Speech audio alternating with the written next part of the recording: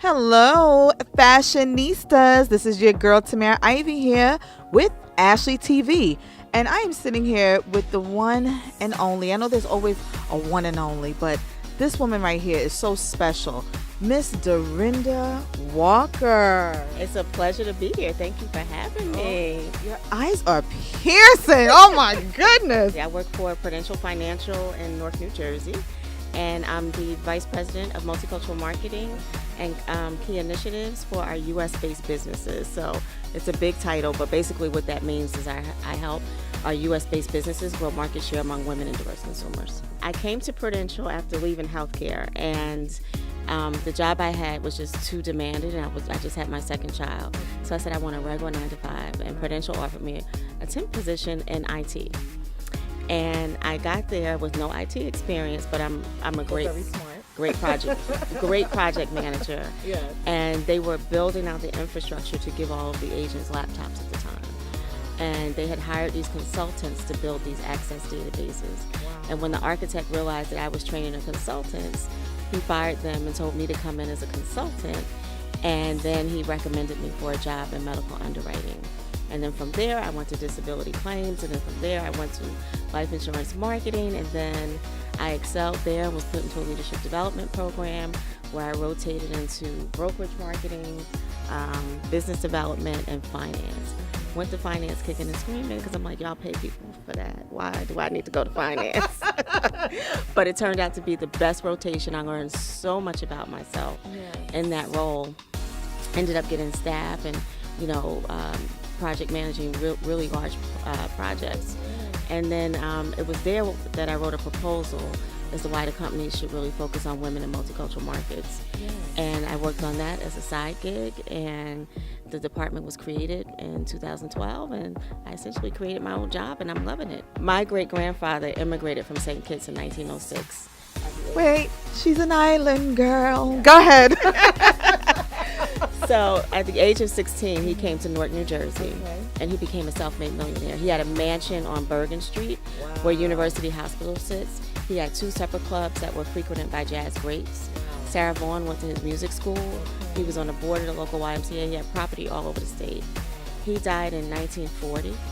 When my mother was born in 1953, there was little to no evidence of his legacy.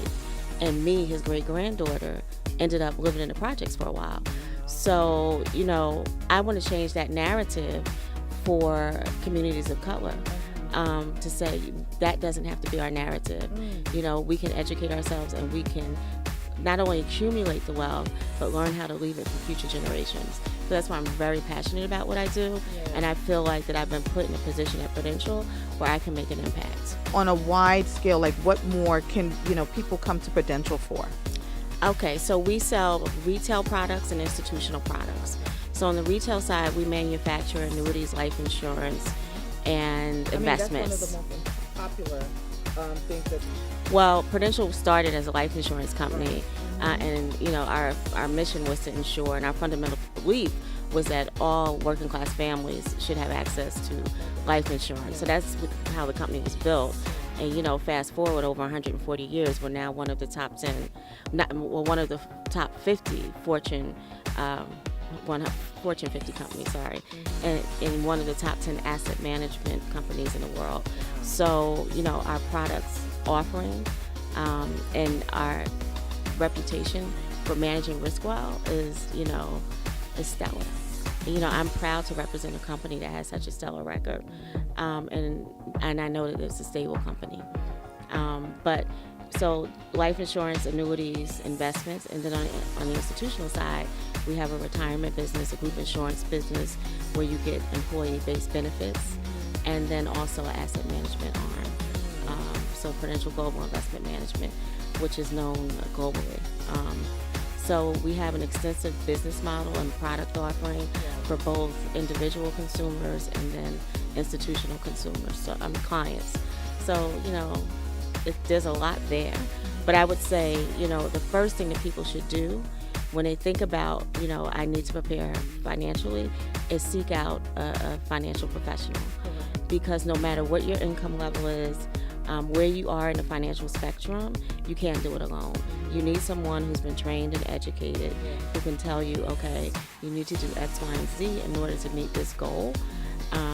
And I find that once people take that leap, talk to that financial professional, and start taking that action, they feel empowered. We will be at the American Black Film Festival in Miami next. And you'll catch us all over the place. We're doing the Texas Women's Conference in Austin. We're doing the Pennsylvania Women's Conference. We're doing She Speaks, which is in New York City. The Great Girlfriends Conference is coming up with Brandis and Sybil. If you don't know about the Great Girlfriends, look them up. They have an awesome podcast. She Speaks. Is that Nadia Lopez or no? No, She Speaks is actually an influencer network. So we're sponsoring She Summit, which is a global women's platform that was started by Claudia Chan. And some really dynamic speakers. Last year, Lisa Nichols spoke on our panel, Deborah Owens. I mean, it was just phenomenal. I would say once I hit that age of around 40, I became really, really confident in who I am and what I wanted to be as a woman.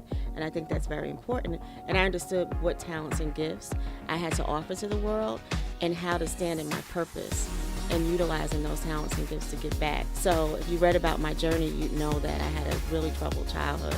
You know, both of my parents were drug addicts. My mom got into a relationship with a guy who was physically abusive to the both of us. My dad went to jail for murder. When he came home, once I was freed from that abuse, he was shortly diagnosed with AIDS. I started selling drugs, I dropped out of school, and I was just headed down the wrong path. And, God sent angels in my life to change that trajectory and provided me with opportunities to change my life story. You know what I mean? So I have an obligation to give back and to share my story and to mentor others. So to be where I am in corporate America today, I'm very proud of that because I know that not a lot of women could have done what I did. Creating my own job and my own path and doing work that I love and giving back to the community. So I'm very proud about that. But what I tell young women who are coming up the corporate ladder, because I'm a firm believer too, I have an obligation as a woman and as a woman of color to make sure that I have had women and people of color in the pipeline to succeed me once I move along that trajectory, right? Because that's the only way that women and people of color are going to get into the C-suite. I'm from the projects as well, and people don't really understand, like, when you come from that, your objective is not to be, a statistic. You want to grow. You want to be more. You want to escape. I think a lot of our girls could be able to relate to that. And when they watch Ashley TV, they're not just seeing fashion, they're seeing a fashionable woman with a mind. And I really thank you for coming in today and just sharing all of your love and everything like that. But we're going to talk about some fun stuff. Okay, good. I love the haircut. Let's talk about the haircut. Your hair was a little longer, more even.